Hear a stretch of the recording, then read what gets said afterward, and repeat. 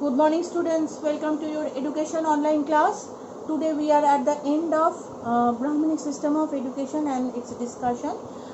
Still now we have discussed different factors and different influential instructions which were given to the Brahmanic students, and we have already learned that there was a very warm and healthy and cordial relation with the teacher and student, and the students used to stay in Guru's house and they used to lead 12 years of their life in the house of the Guru, and they used to be the teachers used to teach different types of instructions. And in Vedic education and as well as Brahmanic education, what we have seen, that the instruction was given orally, and the oral rhymes and oral poems and oral recitation and pronunciation was very much emphasized. Now, being everything okay, but everything is okay, but there are some merits and demerits that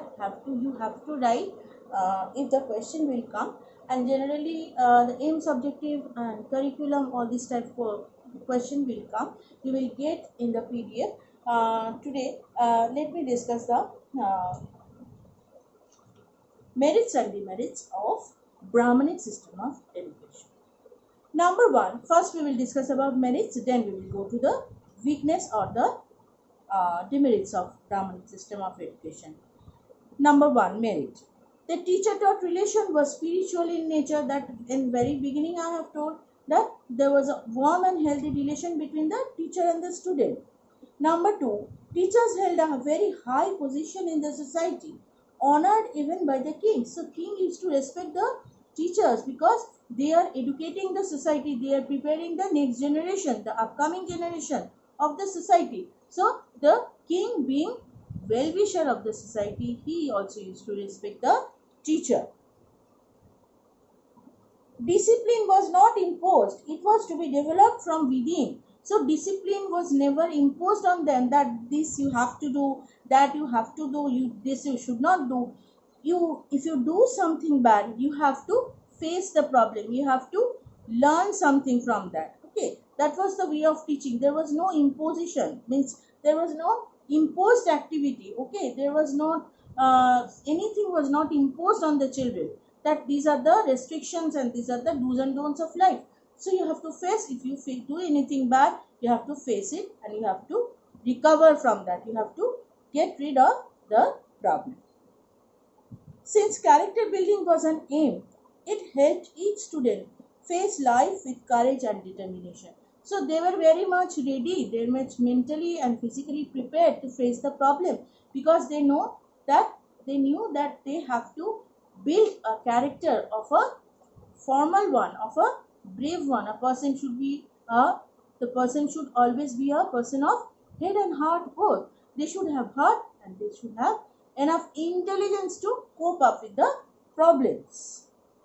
Finally, the aim of education was attaining salvation by becoming the ideal person, husband, brother, son, or father. So the salvation means it is attaining the nirvana, or it is the attaining of moksha, means to reach and to leave all the desire, all the greed, leaving all greed, all desire, possessiveness. You have to get rid of all this attraction and you can reach to the ultimate nirvana, or you will get the nirvana of self-consciousness or eternal peace of mind. Nirvana means eternal peace of mind, which we will see in Buddhist education as well. Now we will discuss the weakness of Brahmanic education. Education being taken synonymous with religious, other aspects of life were ignored. So as religious or religion was given importance, other aspect like society, now economics, all other aspects of life were ignored. That is the first very important weakness of or demerits of Brahmanic education.